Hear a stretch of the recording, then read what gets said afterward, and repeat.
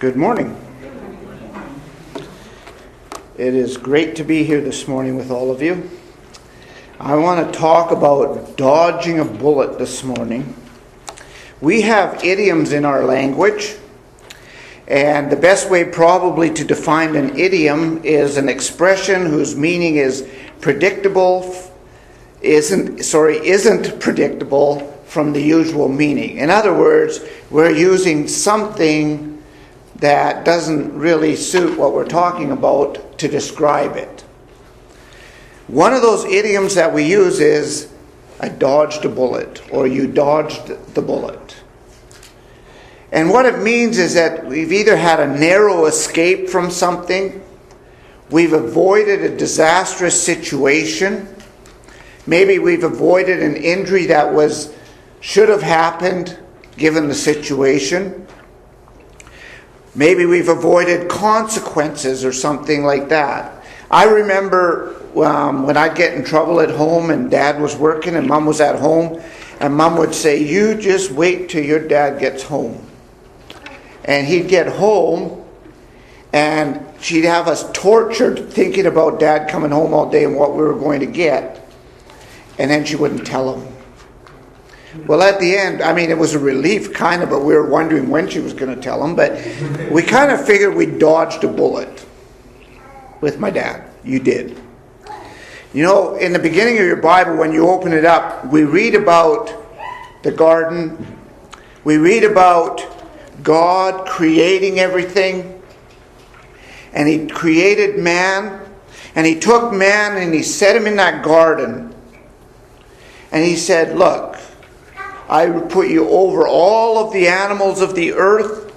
I give you rule over the fish of the sea, the birds of the air. You're superior to all of those things. And I've made you that way. And so this garden is yours." And He said, "You can eat of anything that is in this garden." And I can imagine that garden was just an abundance of food. He provided for His children that He created. It must have been beautiful to be there and to see all of these things that He'd given them. But He gave them a couple of instructions. And one of those instructions was that you don't eat of the fruit that is in the middle of the garden, that tree that's in the middle of the garden, that tree of the knowledge of good and evil. He said, "I don't want you to eat of that tree." Well, I don't know about you, but I think human nature is when we're told not to do something, we want to do it. You know, my dad told me when I was younger, and I was quite young, not to drink. It's bad for you. And I couldn't wait to find out why. And I had to try a drink. And I was pretty young when I started that. But that's the way we are. We sometimes, when we're told not to do something, we just want to do it. It's kind of a sick thing, actually, I think. So, Adam and Eve, they're in the garden, and sure enough, that's what they do. So God comes for a visit, and they're hiding.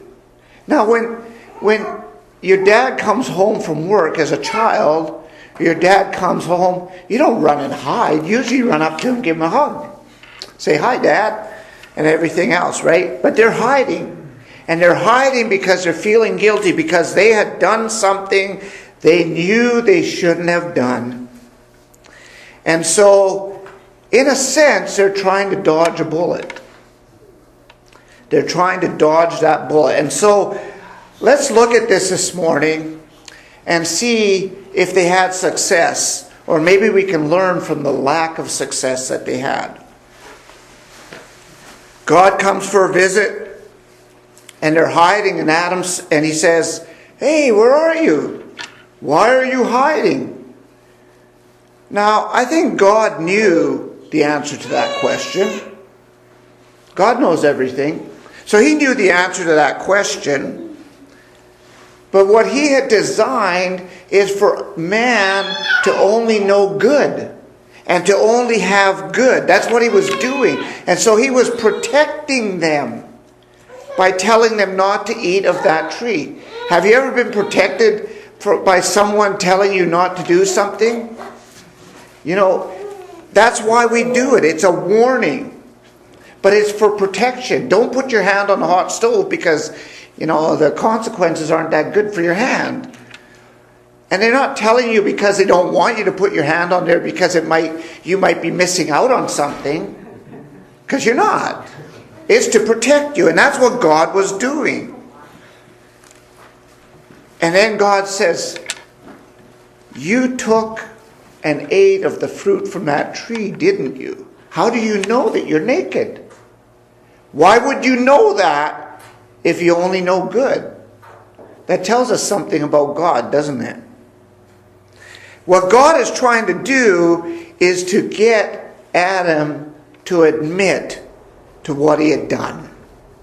And so he says, you went and ate of that tree, didn't you? Now remember that question, because the question to Eve is much different.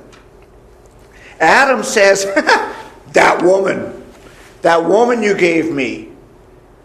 You know, God, it's all your fault. If you hadn't given me that woman, I would have never ate of the fruit of that tree. That's what he's saying. That woman gave me of the fruit. And he pointed the finger. He was passing the blame. Now I know that most of us here don't pass blame to anybody else. We just look at everything and we go, oh, I'm guilty, I'm wrong about that. I shouldn't have done that, right? We don't point the finger at anybody else, do we? Never. But we do. And she and he did. He said she did it. It is her fault that I ate of that fruit. But if you think about it, Abraham neglected some things himself, didn't he?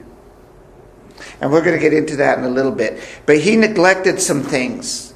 And so he pointed the finger and said, God, you made this happen because that woman you gave me. Now I know that we've all done that. You know that if you read the news very much, you will know that the best politicians are the ones that can point the finger at everybody else and give everybody else the blame.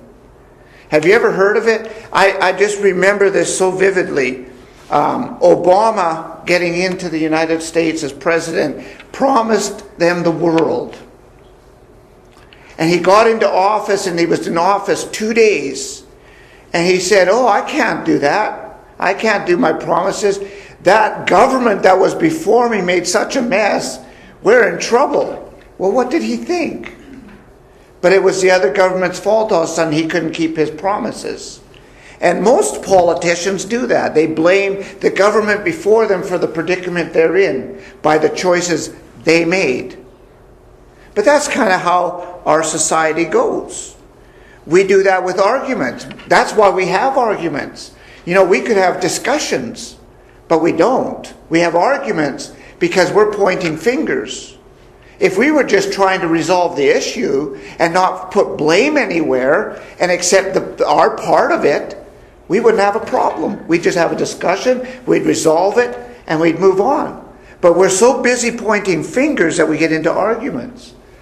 I remember being witnessing a car accident, and the young person, clearly ran the stop sign, broadsided the other car, and he jumped out of the car, and the first thing he did is he said, "You didn't stop." Think about that for a minute. He had the stop sign, they had the straight through. But that's what we do. We want to point the fingers and get rid of the blame. We even blame something for our speeding tickets. Well, I was in a hurry to get there. I was going to get there a whole minute and a half sooner than the speed I was going than if I'd have drove the speed limit, right?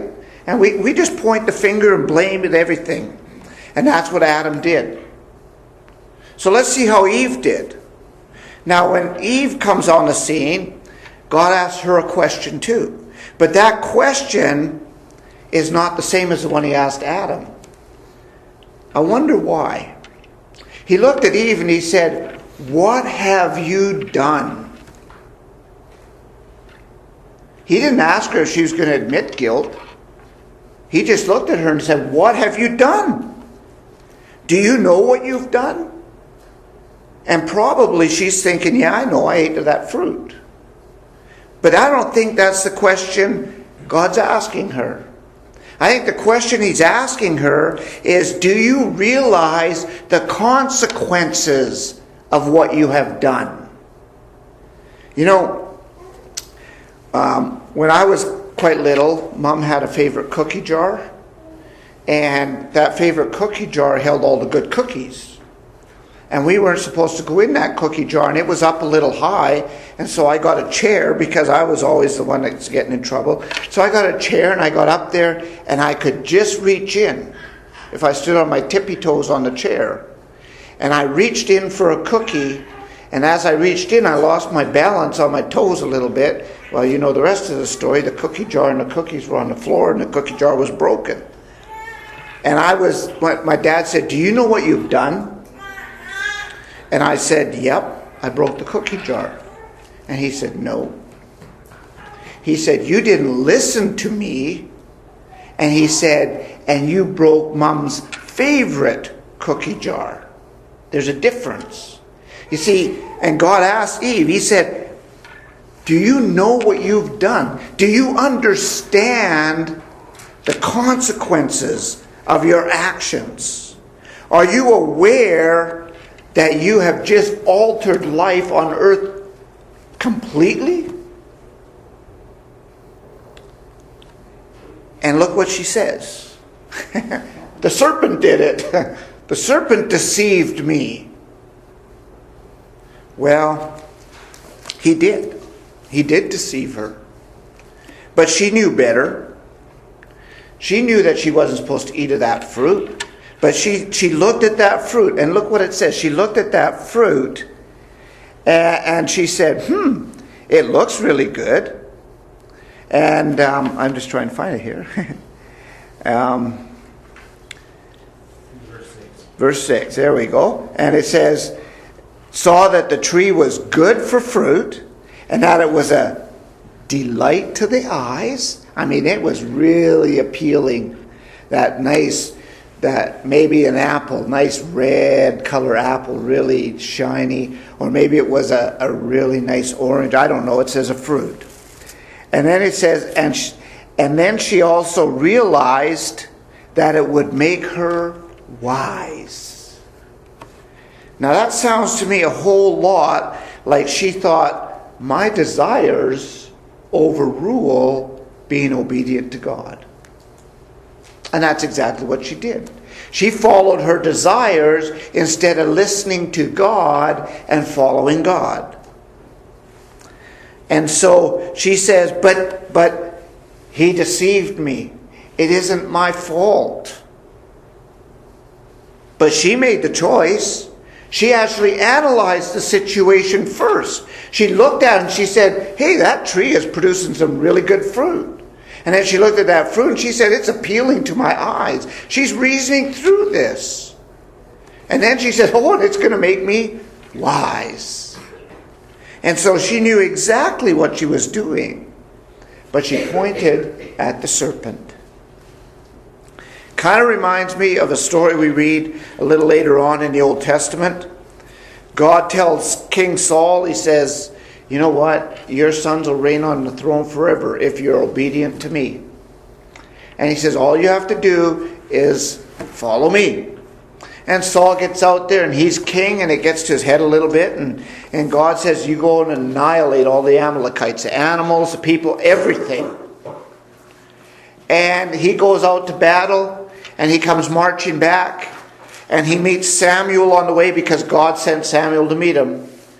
And Samuel says to him, why haven't you obeyed God? And he says, oh, but I have. I've done exactly what he said. And Samuel says, what's that bleating of the sheep and the mooing of the cattle that I hear? And he says, oh, well, I know he said to kill all, but these are such beautiful animals. And we thought we'd bring them back and offer them as a sacrifice to our God. No wonder God said, sacrifice and offerings I'm not interested in, if that's the way they were offering them. And Samuel says, no, and who's this clown that you got with you here?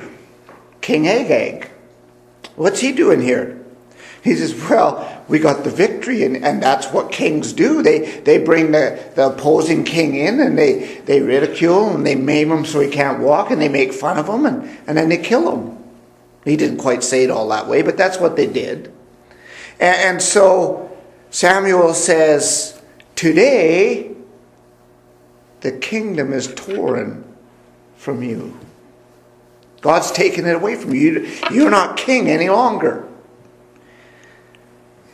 But look what Saul did. When he was confronted, he pointed the finger. He said, well, the people actually brought those back. It was the people that did it. But then there's King David. And King David got himself in a heap of trouble, in a big mess of sin, playing around with Bathsheba when he should have been out fighting wars with the kings. And he got himself in a whole heap of trouble, and the prophet Nathan comes along and he says, you know, there's this guy, he had one little sheep, and there's this guy that had all these sheep, and this guy with all the sheep wasn't satisfied, so he went over and he took that guy's one sheep. And David says, kill him now. He deserves death. Stone him. And Nathan said, you're the man. And David said, whoa. And he understood exactly what was going on. And he said, I have sinned before you, God, and only before you, God, have I sinned. He admitted it on the spot when he was confronted. He didn't point fingers, and he had reprieve from God. Saul didn't, because he pointed fingers. So, did Adam and Eve dodge the bullet?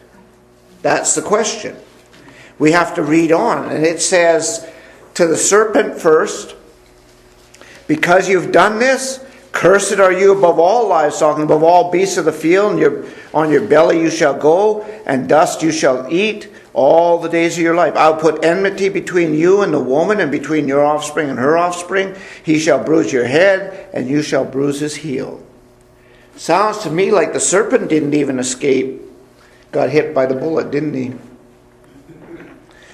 He was the instigator. He was the cause of it all. And really, the bruising of the head and all of that, or the bruising of the heel and the crushing the head, is talking about Satan's destruction by Jesus Christ. But we see that he gets a sentence of death. Now, in Matthew chapter 18 and verse 6, Jesus said, woe to the one that causes the littlest of these to stumble. It'd be better that a millstone be tied around his neck and be thrown in the depths of the sea. It's not a good thing to be the cause of sin. And the serpent was the cause of sin here, and he got his penalty for that. He didn't dodge a bullet. Then there's Eve. She was deceived. Paul even tells us in 1 Timothy 2 and verse 1 that she was the one that was deceived, not Adam. And he says that for a reason. But she thought, this won't hurt. This will be a good thing. I'll get wisdom. It'll be a good tasting fruit. It even looks good. It's no problem. I'm just looking for a little power and a nice tasting fruit. Something that's appealing to my eyes. But isn't that the lure of sin? Isn't that how sin wheels us all in and attracts us? And it had terrible consequences. He said to the woman, I will surely multiply your pain in childbearing. In pain you shall bring forth children. Your desire shall be for your husband, and he shall rule over you. That was her curse. That was the bullet. And she didn't dodge it. And then there was Adam. And Adam was guilty too. Partly by association, but more than that. If you read the text, it will tell you that God told Adam not to eat of the fruit of that tree of the knowledge of good and evil. And Adam passed it, no doubt, on to Eve. He didn't question her when she came. He didn't ask where it was from or what it was. She wasn't there protecting her when she was assaulted by the serpent. And he was supposed to protect her. He wasn't there either doing that. And she walks up to him, she gives him the fruit, and he says, "Oh, looks pretty good." Thanks, sweetie. It looks like a great lunch or a great snack. Bites into it, tastes pretty good. The problem was, it had a nasty aftertaste. That apple or that fruit, whatever it was, had a bitter aftertaste because it was sin. I don't know if you've ever done it, but you eat something like choke cherries or something, and the first bite, the juice comes out, and it tastes pretty good. And then you swallow the juice, and all of a sudden your mouth goes, and it puckers up. You go, "Ooh, I don't know if I like that fruit so much anymore." Well, that's probably what kind of happened to Adam. The results were awful. God said to Adam, "Because you've listened to the voice of your wife," so because he listened to her instead of to God, "and you've eaten of the tree of which I commanded you, you shall not eat. Cursed is the ground because of you. In pain you shall eat of it all the days of your life. Thorns and thistles it will bring forth for you, and you shall eat the plants of the field. By sweat of your face you shall eat bread, till you return to the ground, for out of it you were taken, for you are dust, and to dust you shall return." Adam's sin was listening to his wife instead of to God. And so all three got the bullet. They didn't dodge it. You know, today we walk around and we think we get away with things because we can maybe deceive somebody. We can maybe do something to get out of a situation we're in, and we think, man, we've escaped it. You know, I hear people all the time say, I say, "Why did you hit that guy?" "Well, he made me do it." Really? The guy put a gun to your head and said, "Hit me"? He didn't make you do it. But that's what we do. We point the blame at someone else for our actions, our choices. "Well, I didn't think it would hurt anybody." Really? I was deceived. We use that all the time. I was angry. I was afraid. And so we go and we do things, and then we point the finger at someone else as the reason we did it. That is not how Christ did things. And that is not how he wants us to do things.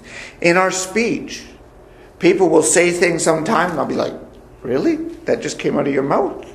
"Well, I was angry." That's a reason for that? I don't know.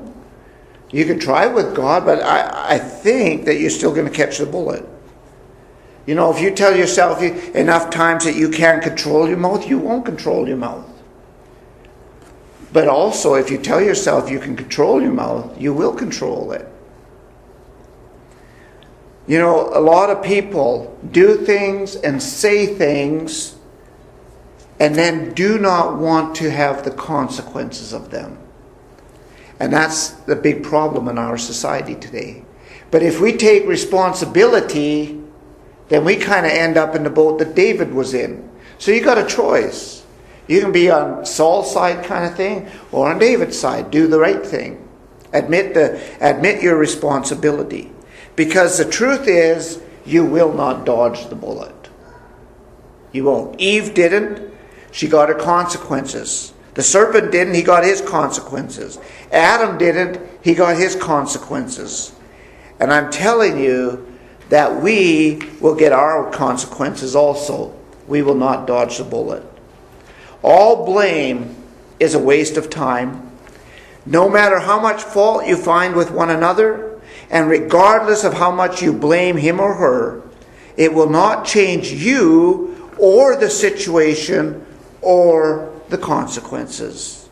The only thing blame does is it tries to keep the focus off of you as you are looking for external reasons to justify the things that you chose to do. The actions of your own heart. So you can't dodge a bullet when it comes to sin and God. But you can do something about the bullet that's coming your way. God says, I've given you the great physician to take care of that situation, to take care of that bullet.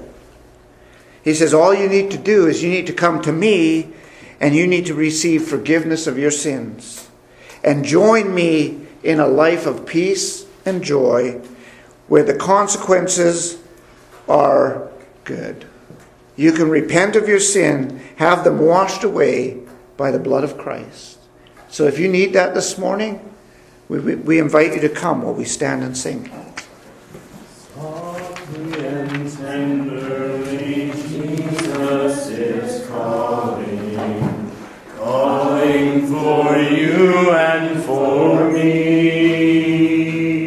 See on the portals he's waiting and watching, watching for you and for me.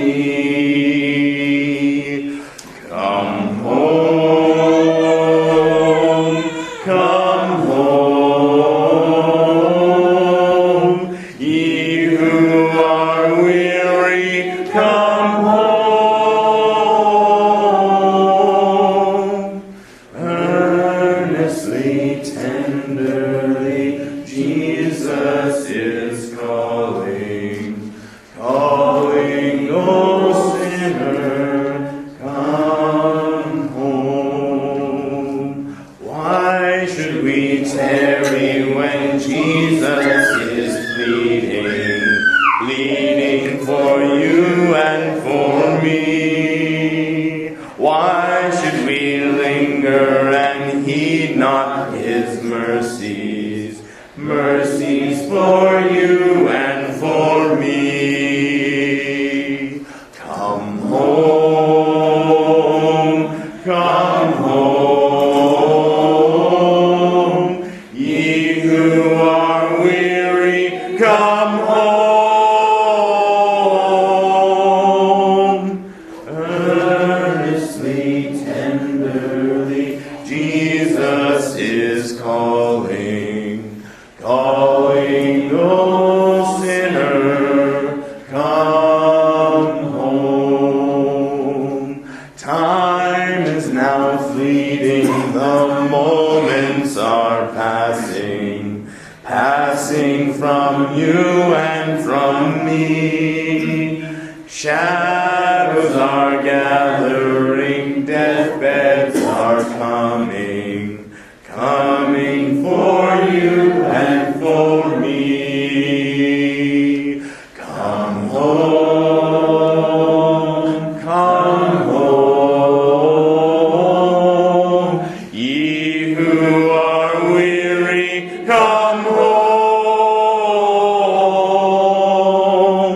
Earnestly, tenderly, Jesus is calling, calling, O sinner, come home.